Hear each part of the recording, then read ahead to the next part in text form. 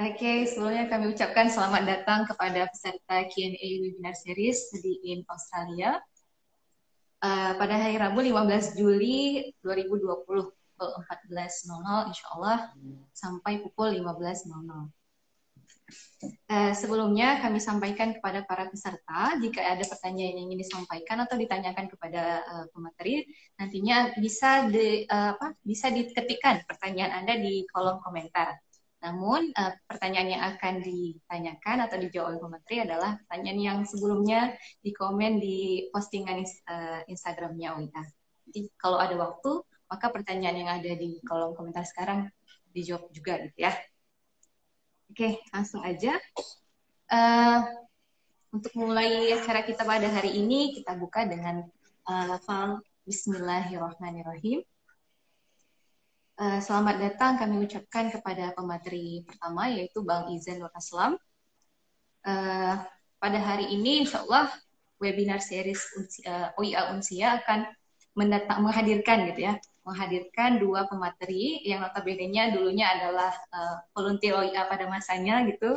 Benar ya Bang Izan? Oke. Ya.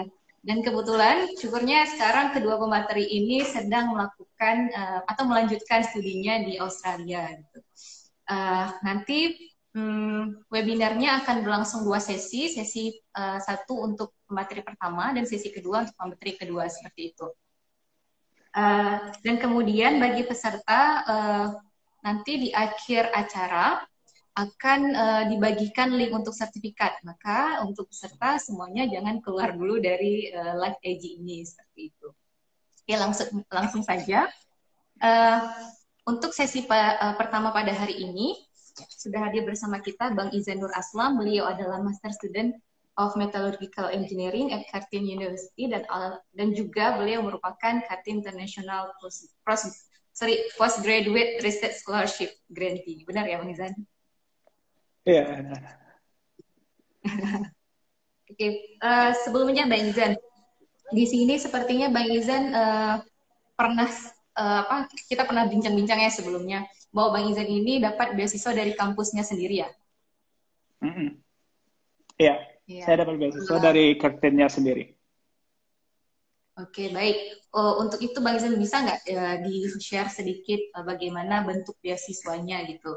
Dan apa benefit dari beasiswa ini terhadap pelamarnya sendiri seperti itu? Silakan. Oke. Ya, baik. Terima kasih sebelumnya saya ucapkan kepada OIA ya. Ini kayak nostalgia gitu ya. Ya, timnya juga tim yang sama dengan yang kita dulu gitu ya. Ya, terima kasih kepada OIA atas kesempatannya. Sebetulnya mungkin bukan sharing ya, atau sama-sama belajar aja ya kita ya. Kebetulan saya aja luan dapat gitu, teman-teman insya Allah juga bakal bisa merasakan hal yang sama gitu ya. Jadi masuk ke pertanyaan yang tadi, iya saya dapat beasiswa dari Curtin University. Jadi pendanaannya itu dari sektor Curtin International Postgraduate Study. Dapatinnya itu awal mulanya karena program saya juga agak berbeda ya, jadi Master by Research. Jadi mungkin nanti Master by Coursework-nya akan dikupas sama Dwi ya. Jadi dapetin beasiswanya itu sendiri awalnya approach profesor atau supervisor. Kebetulan waktu itu ada iklan beasiswanya di websitenya Curtin. Jadi waktu saya cek ternyata supervisornya itu adalah supervisor yang saya approach waktu itu. Jadi saya mendaftar ke dia, memberikan CV saya yang di dalamnya pastinya ada track record dan sebagainya. Nah, kemudian diseleksi, saya nggak tahu gimana Curtin seleksinya, gitu kan. Nah, tiba-tiba aja gitu ya, lulus ya, gitu ya, alhamdulillah. Tapi mungkin persiapannya lebih ke bagaimana kita meyakinkan si supervisor, karena dokumennya sangat terbatas waktu itu. Jadi hanya diminta CV sama motivation letter ya, kalau nggak salah saya. Gitu. Selebihnya itu academic transcript, dan itu hal yang biasa ya, gitu. Jadi mungkin kematangan CV ya mungkin ya, nggak tahu sih, saya juga sempat nanya ke si supervisor kenapa ya saya harus terpilih gitu kan. Katanya kamu cukup bisa meyakinkan saya yang pertama. Jadi mungkin dari motivation letter, jadi to the point aja apa yang kita mau, apa yang kita mau capai. Jadi teman-teman ingin berkarir seperti apa, ingin di akademisi kah, atau misalkan ingin bekerja kah, apa yang ingin didapat dari master yang akan diperoleh nantinya, apakah sesuai ya dengan visinya si supervisor juga ujung-ujungnya. Jadi kalau saya di research, berarti kan research project ya. Jadi experience saya juga pastinya harus cocok dengan project research yang akan dilakukan ya. Kalau enggak sih supervisor juga pasti akan mikir dua kali kan, kok anak ini juga akan struggle nantinya dia melakukan risetnya. Maka saya nggak mungkin terima dia kalau memang dia nanti struggle-nya berat. Tapi kalau memang dia bisa diimprove, akan lebih bagus gitu. Dan supervisor saya bilang, ya kamu orangnya bisa diimprove kayak gitu. Ntar saya bantu improve, ya udah, jadi saya bantu improve aja. Saya dibantu improve sama si supervisor saya gitu. Itu sih. Jadi Bang Izan tadi kan ada CV sama motivation letter aja tuh, dan juga sertifikat-sertifikat sebelumnya. Kalau karena memang ini Bang Izan programnya research, ya kan, master dari research gitu, ada nggak disuruh mencantumkan proposal research itu sendiri? Atau semuanya dirangkum di dalam motive letter gitu, Bang? Oke. Ya, proposal, saya nggak buat proposal. Waktu awal-awal, saya nggak buat proposal untuk Master by Research. Ada diminta proposal, cuman ujung-ujung waktu mendaftar ke kampusnya baru buat proposal. Tapi waktu apply beasiswanya sendiri, saya nggak siapkan proposal. Jadi hanya 2 dokumen yang tadi saja sama ijazah dan seterusnya. Kebetulan ada IELTS-nya juga gitu ya. Nah, jadi hanya itu aja.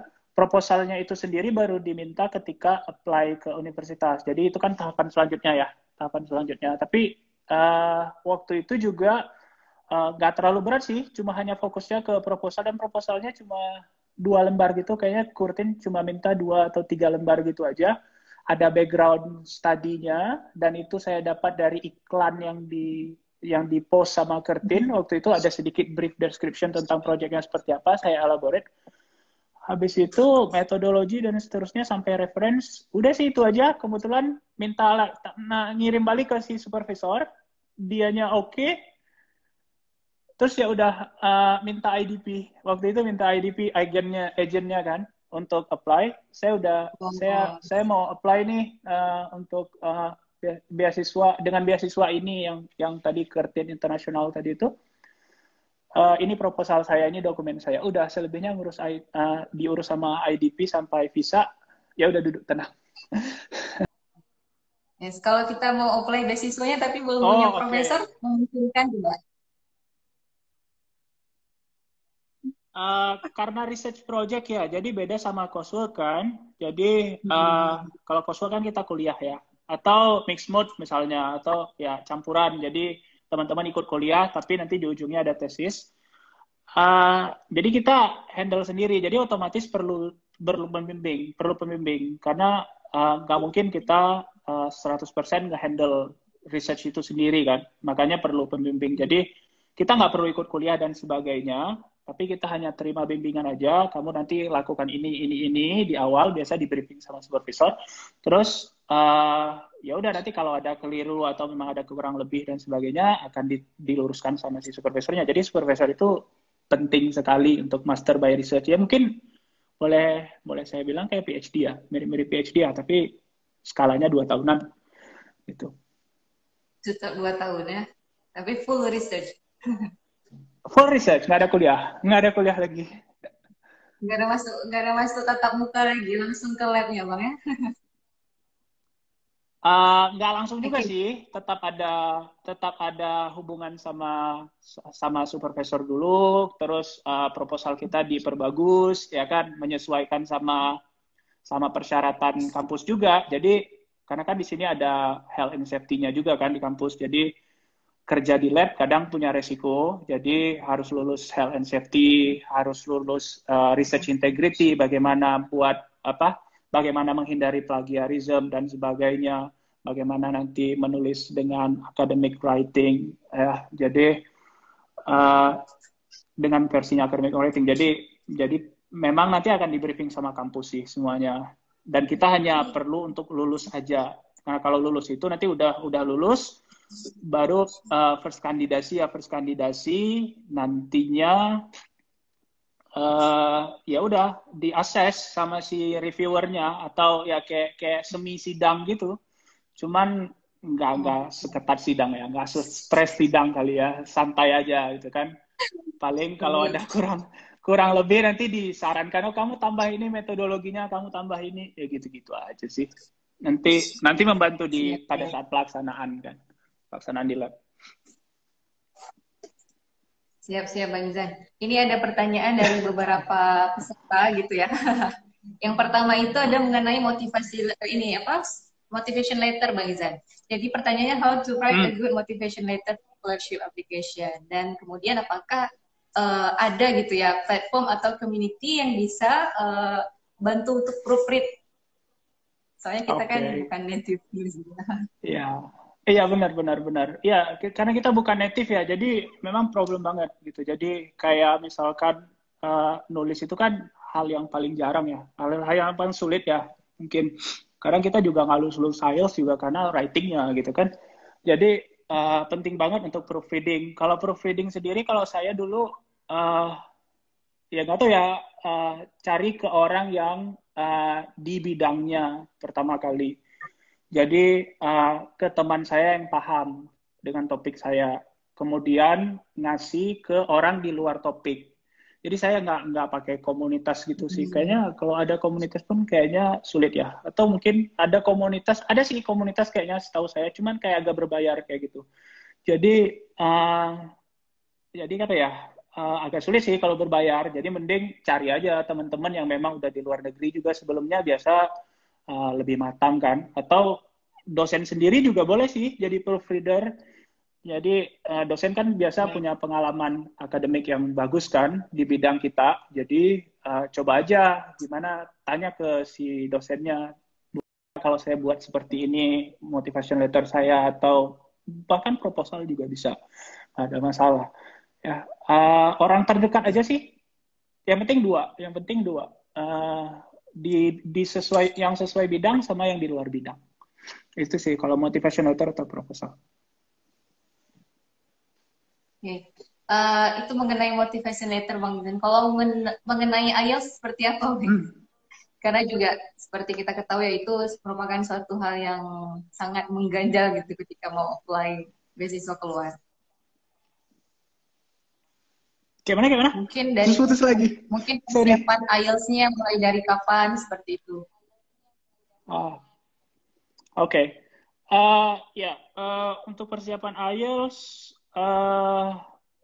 manfaatkan ya sejak dini ya. Saya menyarankan ke teman-teman yang S1, persiapan IELTS tuh nggak ujuk-ujuk kita udah tamat terus nyiapin IELTS ya, itu rugi banget. Jadi coba dari awal ketika S1 tuh udah mulai mendekati bagaimana sih tes IELTS, bagaimana sih TOEFL, IBT, Internet Based TOEFL ya. Jadi jauh dari TOEFL ITP yang kita, atau TOEFL paper base yang kita selama ini tahu gitu kan. Jadi manfaatkan waktunya gitu supaya nggak rugi. Saya sendiri saya sebelumnya udah master juga sebelumnya di Kanada dengan program tapi coursework base. Jadi total coursework. Jadi kuliah aja. Sampai di ujungnya juga nggak ada tesis, hanya project aja. Jadi saya waktu itu mendaftar ke Curtin dengan ijazahnya dari Kanada sendiri. Jadi nggak perlu IELTS gitu. Tapi kalau teman-teman dari Indonesia sendiri, kalau memang ingin ke luar negeri, IELTS jadi kunci banget sih sekarang. Kayak gitu, itu jadi kunci. Kalau memang IELTS-nya udah ada atau TOEFL IBT-nya udah ada, insya Allah sih jalan lainnya mudah. Gitu. Tapi mostly kalau Australia pakai TOEFL atau IELTS atau TOEFL Bang? IELTS sih IELTS ya. kayaknya, IELTS kayaknya ya, ya gitu ya. Kalau Amerika mungkin TOEFL ya.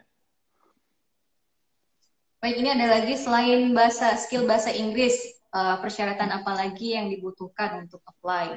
Mungkin tidak hanya yang prosedural gitu Bang, tapi juga yang motivasional. Adakah Oke. sesuatu yang dibutuhkan gitu untuk apply beasiswa? Ah, karena kita ingin kuliahnya gratisan ya, jadi pasti beasiswa ya, ya kan? Nggak mungkin kalau bayar sendiri ya silakan gitu ya, nggak penting banget gitu ya untuk siapin apa motivation letter. Paling kalau diminta kampusnya aja.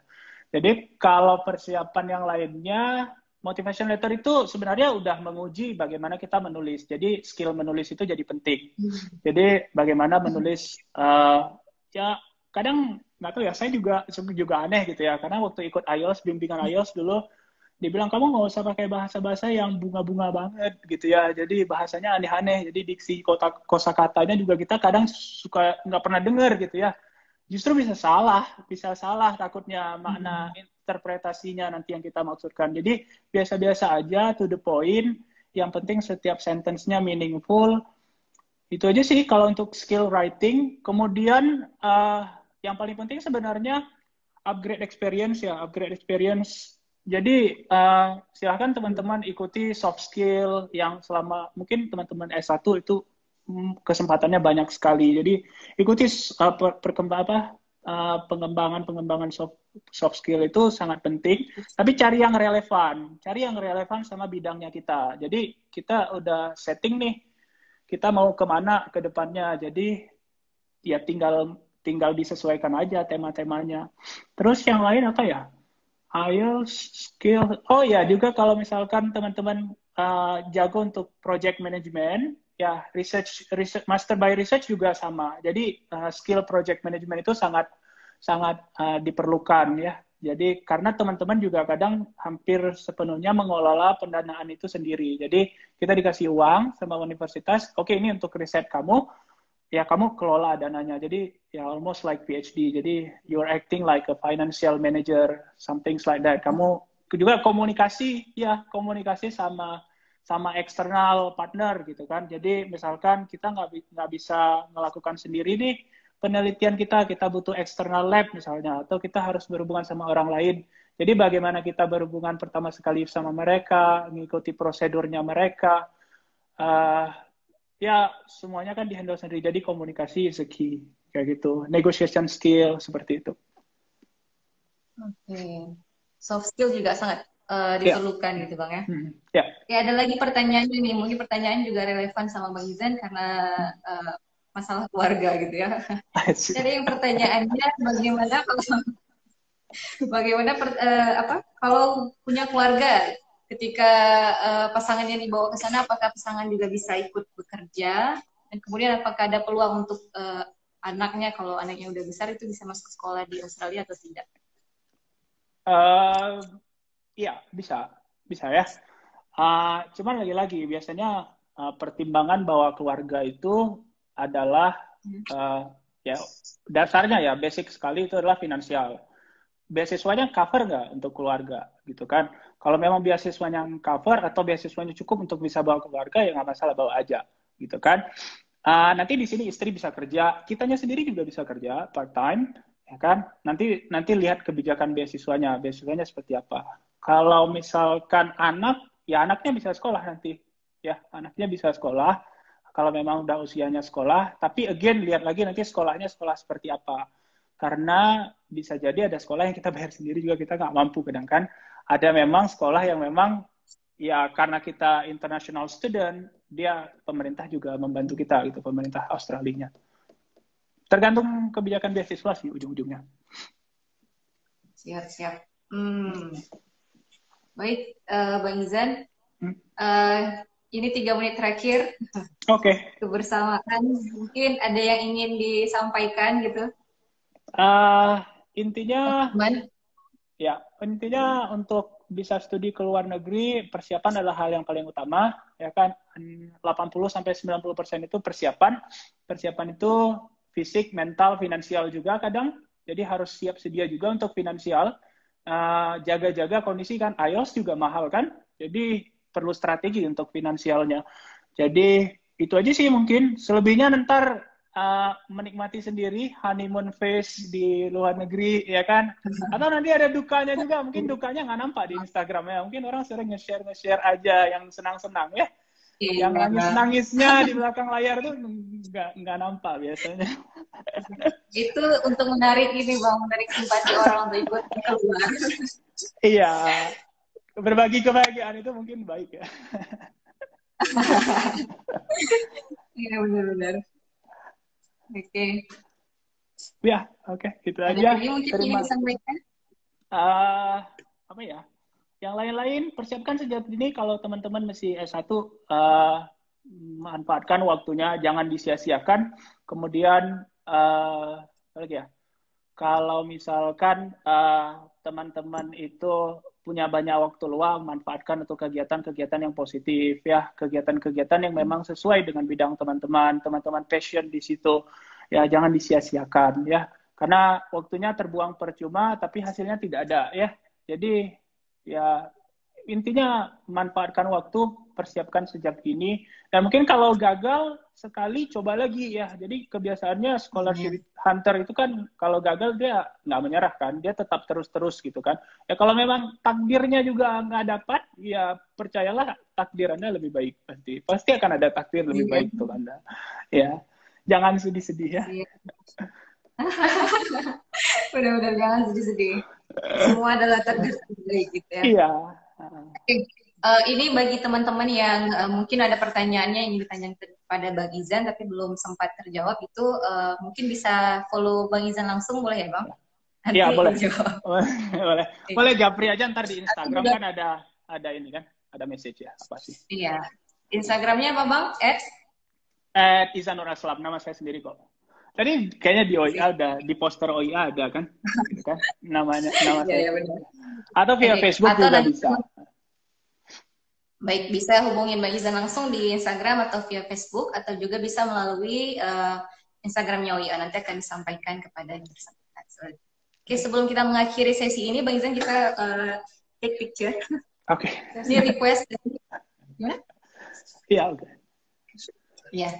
Ya, siap ya. 1, 2, 3. Oke. Oke, terima Terima kasih banyak Bang Izan atas Salwa. waktunya. Ya, mohon maaf Ini kalau ada ada salam salah. dari staf OIA, semoga sukses dan sehat selalu katanya. Ya, amin. Terima kasih banyak doanya. Sukses selalu, OIA. Assalamualaikum. Waalaikumsalam warahmatullahi wabarakatuh. Baik, selanjutnya kita menunggu pemateri kedua, Dwi.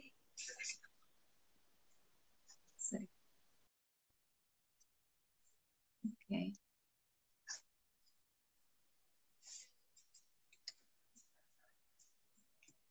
Jangan lupa teman-teman untuk dapat mendrop pertanyaannya di kolom komentar, nanti akan dijawab oleh pemateri yang kedua. Oke, selamat datang Dwi. Assalamualaikum warahmatullahi wabarakatuh. Waalaikumsalam, Salwa. Apa kabar? Alhamdulillah, sehat walafiat seperti yang terlihat ya. Dwi juga makin sehat ya. Gimana keadaan new normal di Australia? Oh, kebetulan Victoria kembali lockdown. Kenapa tuh? Ya karena case-nya kembali naik ya, kayak sekitar 2 minggu yang lalu, 3 minggu yang lalu. Jadi untuk dari Kamis kemarin sampai 6 minggu ke depan kembali lockdown untuk stage 3 lagi gitu. Jadi nggak boleh kemana-mana, stay at home. Berarti kurang lebih agak-agak mirip ya sama kondisi kami di sini. New normal, new case. Tapi nggak lockdown. Tapi nggak stay at home. Oke, langsung aja nih sharing-sharing tentang Dwi yang grantinya beasiswa AS. Oke, jadi harus dimulai dari mana ya? Oke, ini aja kali ya. Dwi cerita sedikit tentang beasiswa AS, benefitnya, beasiswa AS-nya apa-apa aja seperti itu. Oke, ya. Oke, jadi kalau bicara mengenai beasiswa AS, kayaknya mayoritas mungkin udah pada tahu, itu adalah beasiswa yang diberikan kepada ya nggak hanya Indonesia sih, AAS juga bekerja sama dengan beberapa negara-negara yang lain. Tapi kita fokusnya Indonesia ya. Jadi kita diberikan beasiswa oleh pemerintah Australia. Nah, jadi dari beasiswa ini sebenarnya sangat fleksibel. Maksudnya fleksibel, kita tuh bisa daftar ke jurusan manapun, ke universitas manapun gitu.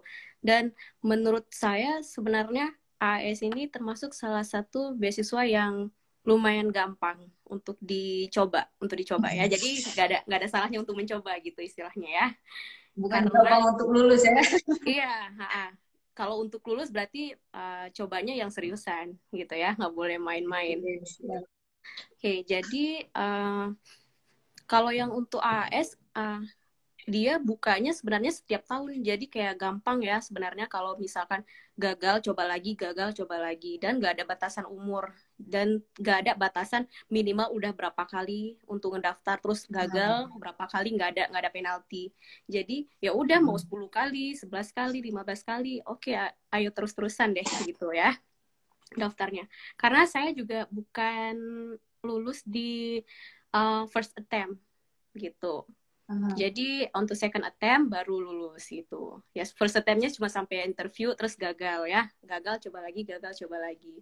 Gitu aja terus hidup. Tetap semangat ya. Tetap semangat gitu ya. Oke, nah untuk AS sendiri kalau sekarang ngomongin biaya nih ya, pasti rata-rata kalau kita nyari beasiswa itu kita nyari berapa sih kira-kira yang dikasih gitu ya oleh beasiswanya gitu, terus apa aja yang di cover gitu. Nah kalau untuk AS semuanya di cover. Untuk tuition fee-nya, untuk pembayaran kampusnya di cover, untuk pendaftaran kampusnya di cover, untuk living cost-nya, untuk ya kehidupannya di cover, terus nanti tes IELTS-nya juga di cover, pokoknya segala-segalanya di cover gitu ya. Untuk apa lagi? Segala macam transportasi di cover ya, transportasi untuk datang ke Australia gitu ya maksudnya ya. Terus lagi kalau misalkan ditanya beasiswanya cukup atau enggak, itu alhamdulillah cukup banget gitu ya. Lebih malahan ya. Itu kalau lebih atau segala macam itu kembali ke pribadi masing-masing gimana manajemennya ya. Misalkan kita hidup memang standarnya student, standarnya mahasiswa pasti insya Allah cukup dan berlebih gitu. Kalau misalkan mungkin kapasitasnya bukan kapasitas mahasiswa, mungkin kurang gitu ya. Dan tergantung kota yang kita pilih di Australia juga gitu. Oke. Terus hidupnya, ya. Iya, terus saya mau ngasih tahu kalau misalkan AS itu kan syarat tadi saya bilang salah satu beasiswa yang gampang untuk dicoba gitu kan. Yes. Kenapa gampang untuk dicoba? Yang pertama alumninya itu udah sangat banyak. Apalagi di Aceh gitu ya. Karena untuk syarat AS sendiri, Aceh itu termasuk salah satu area geographical focus area yang dimana dispesialkan gitu. Jadi makanya alumninya juga udah banyak. Jadi kalau misalkan teman-teman mau nanya-nanya tentang gimana cara apply AS itu juga udah banyak banget gitu loh, dari Unsyah, IAIN maupun dari univ-univ swasta yang lainnya juga ada alumninya. Jadi kalau misalkan kayak mau sharing, gimana pemilihan kampus, gimana cara nulis motivation letter yang cocok untuk apply AS itu ada banget source-nya gitu yang tuh ditanya gitu ya. Karena tadi saya salah satunya baca ya di kolom komentar itu ada yang nanya gimana kalau saya mau apply Master of Education, terus Uni Australia apa yang cocok untuk saya, ataupun misalkan yang memang memenuhi kriteria untuk ngambil Master of Education. Nah, itu balik lagi. Kalau dibilang di Australia ini nggak ada kampus yang nggak bagus, gitu ya. Jadi semua kampus itu bagus. Sekarang tergantung aja preference dari kitanya itu maunya yang kayak gimana. Misalkan Master of Education, tapi kita pengen fokusnya ke assessment, kita pengen fokusnya ke apa. Nah, itu mungkin bisa kita nanya-nanya juga sama senior ataupun sama alumni gitu ceritanya. Mohon maaf. Jadi atau tanya sama Dwi sendiri ya. Kalau nanya sama saya mungkin ya bisa, cuman bakal bias juga ya, karena sekarang saya study di Monash University. Terus salah satu educationnya memang yang terbagus di Australia gitu kan. Jadi saya pasti bakal jawab Monash University mungkin bisa jadi pilihan buat Master of Education gitu ya. Yes, ya. Iya. Ini tadi kan banyak pilihan ya untuk AS sendiri, pilihan majornya gitu. Misalnya nih, ada teman-teman kita yang major awalnya itu A, tapi ketika apply AS mau ganti major, boleh nggak kalau di beasiswa Nah, AS sendiri? ya itu sebenarnya kayak jadi concern banget ya kalau yang untuk cross major gitu. Tetapi nggak ada yang nggak mungkin. Kenapa saya bilang? Karena ada kasusnya yang begitu. Itu teman saya sendiri. Jadi dia kuliahnya di teknik industri, terus kerjanya juga nggak relate, terus sekarang dia ngambilnya environment gitu. Jadi memang sangat cross major, tapi mungkin ada hal-hal yang dipertimbangkan sama AS-nya. Jadi sehingga dia keterima di beasiswanya. Mungkin dia juga ngelihat background dari di mana dia tinggal gitu. Terus mungkin dia juga kuat ngasih alasan di motivational letter itu. Jadi makanya itu kayak tadi ya Bang Izan udah bilang ya, motivation letter itu sangat ini ya, sangat sangat bagus untuk dimulai dari sekarang, tulis-tulis lah gitu ya, mungkin nanti kayak sharing-sharing sama siapapun, karena dari situ udah kebentuk dari kayak visi misi kita tuh apa gitu, maunya kita tuh apa gitu.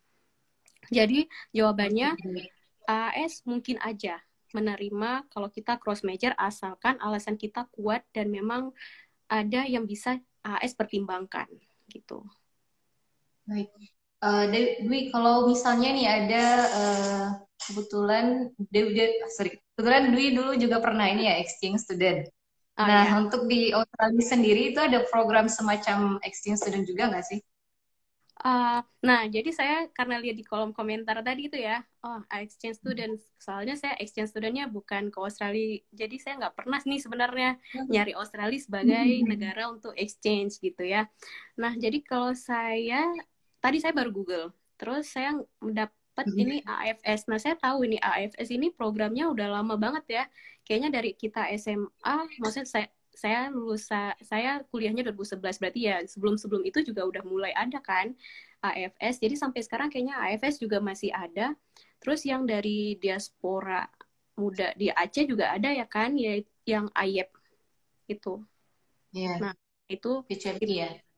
Nah, itu juga salah satu program yang memang terkenal kan kalau mau exchange ke Australia. Dan itu nggak cuman untuk undergrad. Kalau kita udah lulus, terus kita mungkin lagi kayak masa transisi untuk kerja atau menyambung S2, itu bisa jadi salah satu program untuk exchange.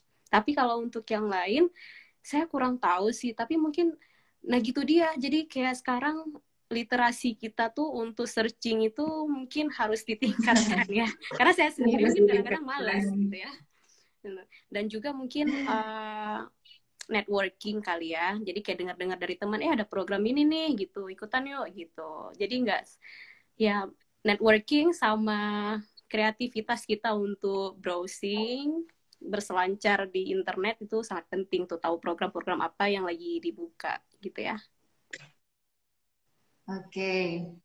Dwi, ada lagi nih pertanyaan dari teman-teman. Kapan ya beasiswa AS itu dibuka? Itu dia. Tadi kan saya udah bilang beasiswa AS itu dibuka setiap tahun dan itu pasti waktunya Februari sampai April. Nah, karena kemarin kita COVID, jadi diperpanjang tuh gitu, diperpanjang sampai Juni. Jadi sebenarnya panjang banget ya waktu untuk persiapannya, walaupun misalkan kayak kita dadakan nih, tiba-tiba dapat ilham, mau nyambung S2 nih, gitu kan. Tapi sebenarnya waktu untuk persiapan lumayan panjang, dari Februari, Maret, April, 3 bulan gitu. 3 bulan full, insya Allah kalau kita memang benar-benar niat, benar-benar usaha, terus ya pasti bisa apply-nya gitu. Gak ada yang nggak bisa kan, cuman tergantung kita sekarang mau atau enggak. Iya, tapi kalau beasiswa itu sendiri untuk sertifikat atau dokumen-dokumennya itu harus ditranslate ke bahasa Inggris atau seperti apa? Mungkin teman-teman untuk persiapan ya. Oke. Jadi sebenarnya kalau saya lihat nih dari waktu kita apply AS itu dokumen yang paling penting itu adalah sertifikat TOEFL. Kalau yang lain-lain itu ada kayak cuman hanyalah additional gitu. Jadi walaupun kita nggak submit nggak apa-apa. Jadi sekarang kalau ditanya harus ditranslate atau enggak juga nggak masalah kalau nggak ditranslate gitu. Jadi masih boleh bahasa Indonesia. Nanti kalau misalkan kita lulus, keterima, nah baru kita diminta untuk nge-translate itu semua dokumen. Misalkan kayak akte kelahiran gitu, terus ataupun mungkin punya sertifikat achievement yang lainnya gitu. Nah, jadi yang penting banget itu tuh essay, kan nanti ada, kalau AS ada 4 pertanyaan. Itu 2 tahun yang lalu, mungkin masih sama sih ya sampai sekarang. Itu ada 4 pertanyaan, terus itu nggak banyak kok, kayak cuman 300 kata apa gitu. Saya lupa berapa, tapi nggak panjang-panjang banget, nggak kayak sampai 1 halaman A4 itu nggak kok gitu ya. Jadi 4 pertanyaan, essay sama TOEFL itu. Jadi untuk kita daftar beasiswanya yang pertama itu cuma TOEFL doang gitu. Nanti kalau misalkan kita sudah lulus, terus kita mau apply untuk kampusnya, baru IELTS yang bermain gitu. Take over. Berarti Dwi lama waktu antara pengumuman dan keberangkatannya itu seberapa lama sih? Soalnya kita need time right? Untuk translate segala macam persiapan IELTS. It's okay, bakal ada waktunya. Tergantung sih sebenarnya. Misalkan kan nanti tahap pertama kita adalah submit dokumen kan. Nah itu nanti bakal di-assess, terus kita keterima nggak untuk shortlisted interview. Nah, nanti kalau misalkan kita sudah interview, nanti baru kita keterima lagi. Nah, dalam waktu keterima ini, di AAS juga ada yang namanya pre-departure training, ya kan? PDT kan, itu ada di Jakarta atau di Bali. Nah, itu tergantung dengan nilai IELTS kita. Yang setelah, waktu interview kita juga ada dikasih untuk tes IELTS. Nah, jadi tapi tes IELTS ini nggak menjamin kelulusan kita. Misalkan kita bisa dapat IELTS 8, tapi mungkin waktu interview mungkin para yang ngewawancarain kita tuh kayak kurang dapat dari visi misi kita, bisa jadi nggak keterima gitu kan. Nah, jadi pertanyaannya untuk mempersiapkan dokumen itu ada waktunya, karena kalau misalkan kita IELTS-nya di atas 6,5 itu bakal lebih cepat PDT-nya, tapi itu ada kayak seminggu 2 minggu untuk persiapan kita sebelum kita ke Jakarta atau ke Bali placement-nya. Biasanya ke Jakarta sih kalau misalkan wilayah Aceh gitu ya. Nah, jadi kayak dalam waktu seminggu 2 minggu kayaknya insya Allah terkejar ya, karena sekarang kayak untuk yang apa namanya nih, bukan platform sih, yang kayak untuk mentranslate dokumen itu udah banyak kan, ataupun mungkin kita juga udah prepare nih sebelumnya, saya nih memang niat mau kuliah, jadi kayak pasti dokumen-dokumen udah disiapin mau ditranslate gitu-gitu. Tapi itu cukup kok, seminggu 2 minggu kayaknya cukup untuk translate dan mempersiapkan misalkan SKCK atau segala macam. Dan keberangkatannya sendiri nanti setelah PDT gitu ya? Iya, setelah PDT. PDT itu paling cepat 7 minggu, terus paling lama 9 bulan. Jadi lama banget ya. Jadi kebetulan saya dapatnya yang 4,5 bulan. Jadi pas yang di tengah-tengah. Jadi di PDT itu ya kayak proses pre-learning lah sebelum memasuki master gitu. Jadi sebenarnya kita bukan belajar IELTS di situ. Jadi kayak kita lebih dipersiapkan untuk maju menemui master degree yang sebenarnya. Gitu. Lebih ke akademisnya gitu ya, persiapan akademisnya. Iya, benar. Ini ada lagi pertanyaan dari Maura Zastia. Bagaimana kehidupan kuliah di Australia sendiri? Misalnya kayak harus dapat grade yang memuaskan gitu. Nah jadi nggak tahu sih semua sistemnya sama atau enggak, tapi saya sharingnya yang berdasarkan Monash ya, karena saya studinya di Monash University. Nah, jadi kalau misalkan ditanya sebenarnya, oke, menarik sih kayak pertanyaannya, gimana experience belajar di Australia? Oke, yang pertama adalah seperti roller coaster gitu ya. Iya kan jerit-jerit, terus senang, happy-happy gitu kan, dak-dikduk gitu-gitu. Iya. Jadi kan kita tuh, karena saya master, kalau master tuh ya memang kita udah aware ya kalau master pasti lebih independen. Maksudnya independen, kita tuh lebih kayak self-study gitu, terus kayak harus mampu untuk critical thinking, diskusi, dan sebagainya macam. Jadi karena semester 2 ini saya benar-benar online studinya karena lockdown, tapi saya udah pernah satu semester yang lalu on campus ya kan.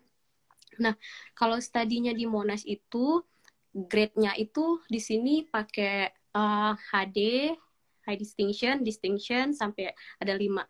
HD, D, terus credit, pass sama fail gitu kan. Nah, jadi kalau misalkan orang awal-awalnya saya dengar kayak oh, udah yang penting pass gitu, nggak usah mikir nilai gitu, yang penting pass gitu, karena emang berat kok gitu kuliahnya gitu kan, jangan sampai fail gitu. Nah, jadi tapi kebanyakan mahasiswa Indonesia itu sangat termotivasi kayaknya kalau belajar di luar. Jadi mereka tuh pasti aiming for HD gitu ya. Pasti harus dapat HD gitu ya. Oke, tapi standarnya Australia juga sudah tinggi. Jadi kalau misalkan di-convert ke Indonesia juga masih lebih tinggi sih. Misalkan kayak kita dapat kredit. Kredit itu kan berarti kayak udah tingkatan ketiga kan. HD, D, C gitu kan. Nah, jadi kalau misalkan kita dapat C, mungkin kalau di-convert ke Indonesia masih D gitu. Jadi kayak masih aman gitu. Tapi ya kalau walaupun di-convert ke Indonesia masih aman, ya jangan gitu-gitu juga ya kayaknya ya. At least dapat distinction kayak gitu ya. Jadi kayak reward diri sendiri gitu. Kan belajarnya udah capek, jadi resultnya juga udah harus lebih ini. Dan kalau misalkan di Monash itu sendiri, kita tuh punya yang namanya Moodle ya, platformnya untuk mengakses semua materi-materi pembelajaran. Jadi kayak sebelum masuk kelas, ya sebelum mulai belajar, kita tuh udah tahu istilahnya materi apa gitu. Bahkan dari awal enrollment untuk unit yang kita ambil di semester itu tuh nanti langsung udah ada kayak week 1-nya apa, week 2-nya apa, terus kayak bentuk assessment-nya.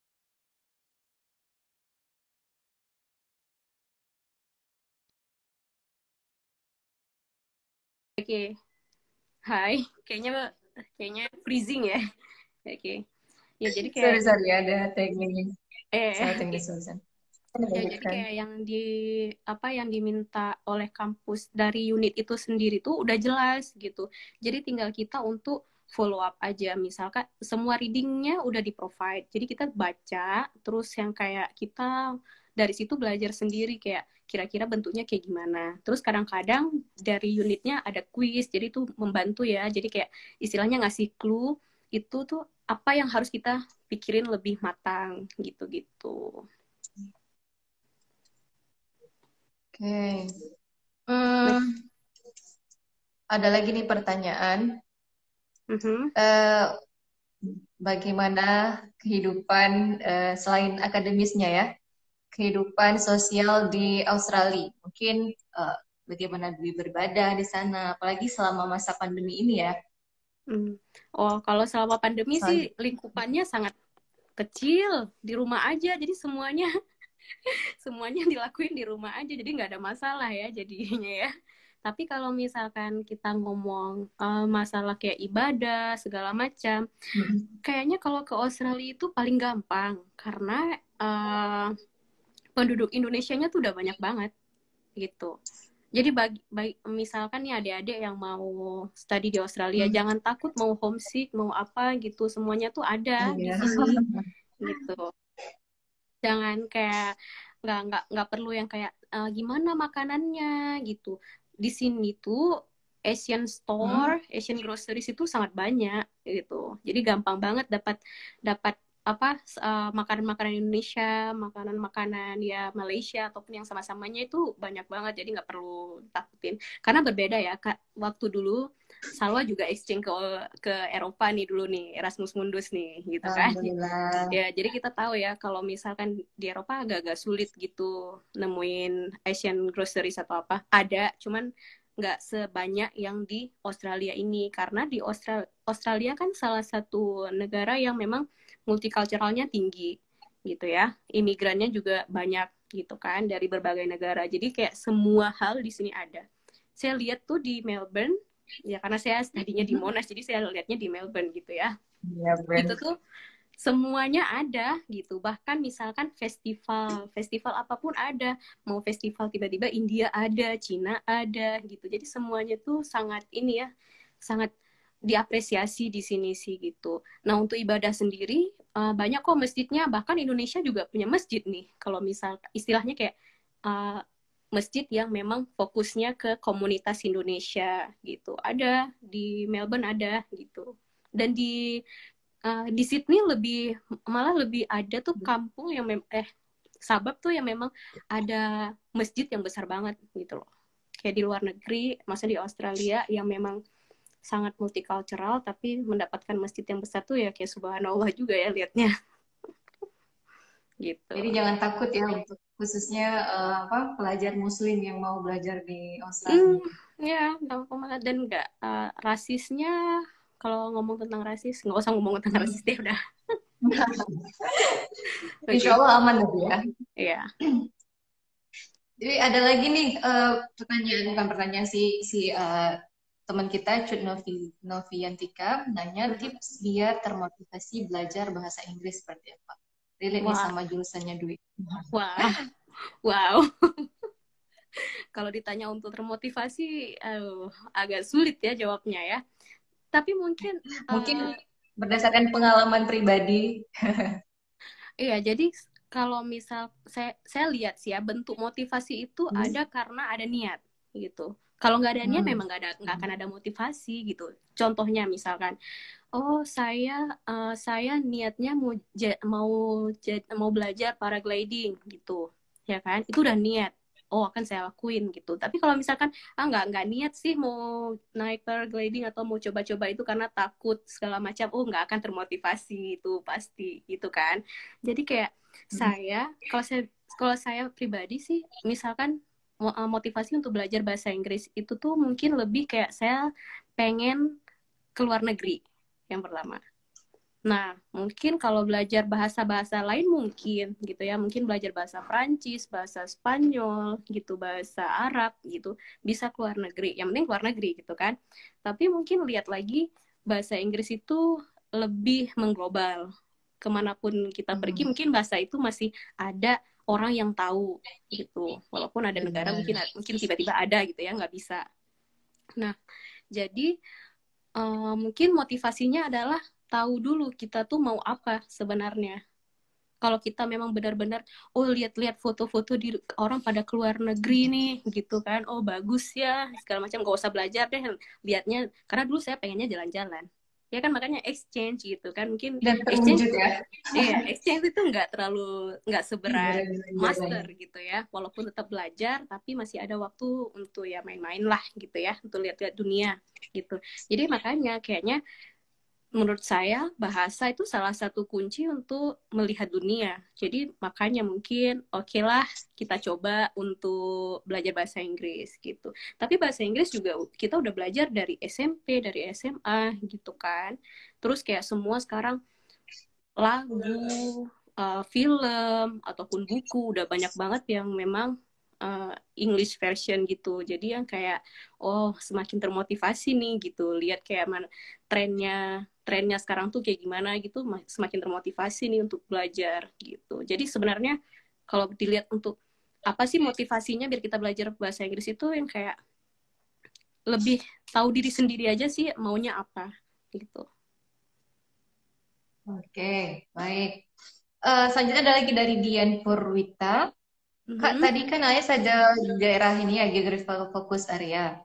Nah, itu penilaiannya untuk mengetahui orang Aceh atau bukan, gimana kalau data seperti KTP-nya luar Aceh, tapi kelahirannya orang Aceh asli? Bisa nggak? Atau Hmm, kebalikannya seperti itu? itu juga ada sih dulu. Jadi kayak istilahnya bisa jadi sekarang berdomisili di mana, kayak kita apply-nya Hmm. memang dari Aceh atau memang dari memang KTP gitu. Jadi misalkan kita kelahiran Aceh, tapi kita kelahiran Aceh atau bukan sih tadi katanya? Misalkan nih kelahiran Aceh. Kalau yang ini kelahiran Aceh. Oke, kelahiran Aceh, tapi KTP-nya bukan Aceh. Terus sekarang nggak tinggal di Oke. Aceh. Mungkin mungkin Hmm. jadi pertimbangan dari AHS-nya untuk nge-assess dia tuh sebenarnya masuk kategori mana. Karena kalau masuk kategori masuk kategori dari kita apply-nya itu salah satu KTP atau sekarang berdomisili di mana gitu. Oh, jadi Misalkan pertimbangan kita ya. Berarti KTP Aceh sekarang domisilinya di Jakarta. Jadi ya. jadi sekarang fokusnya kita tuh eh, walaupun domisili di Jakarta mungkin karena temporary gitu kan kerja atau apa kita bisa bisa aja naruh alamat yang di Aceh gitu. Ya. Jadi bakal masuk ke wilayahnya Aceh nanti. Oke, Wi. Kebetulan waktu kita terbatas. Oke. Mungkin ada kata-kata terakhir atau motivasi terakhir dari Dwi yang ingin disampaikan untuk teman-teman peserta Oke. webinar. Oke, jadi buat adik-adik ataupun kawan-kawan yang memang punya niat study in Australia, jangan patah semangat, coba terus gitu ya. Buat adik-adik yang masih undergrad apalagi ya. Jadi kayak mulai dari sekarang persiapin diri, mulai-mulai cari networking, mulai-mulai sering browsing, rajin-rajin menulis gitu. Karena kayak Bang Izan bilang tadi, menulis salah satu kuncinya juga gitu. Dan ya cari-cari experience yang memang related sama degree yang mau diambil. Kalau memang mau cross gitu, ataupun memang mau mempertajam dari skill yang udah ada gitu. Intinya niat dulu ya yang pertama ya. Terus dikejar dengan usaha, jangan niat doang, nggak akan berjalan tuh kalau niat doang, nggak ada Iya, usahanya. Oke, tinggal nih ya. ya, Oke, terima kasih banyak Dwi. Sebelum kita akhiri, ini ada request untuk sesi foto. oke, set dulu Ya, ya, set jilbab dulu ya. jut, jut, jut. Jut, Sini jut, jut. sama saja ya. Lanjut lah, kiban hanjut. Karena mungkin ya, karena mungkin tuh. Hmm. Ya, satu, dua, tiga. Siap. Terima kasih banyak Dwi. Makasih, salam semua buat kru OIA. Ya.